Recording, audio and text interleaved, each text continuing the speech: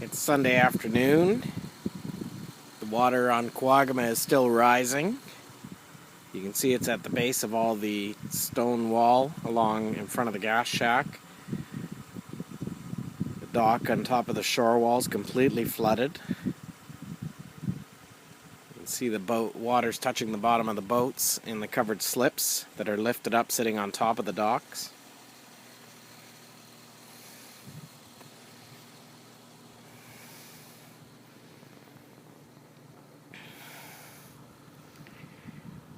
This is the shore wall area where the flags fly in the summer, completely submerged in water.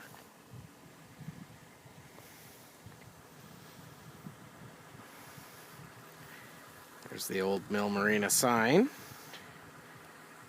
You can see the ramp docks completely underwater, and water's touching the bottom of the boats, again lifted in the slips, in the covered slips beside the ramp. You can see water has flooded over the shore wall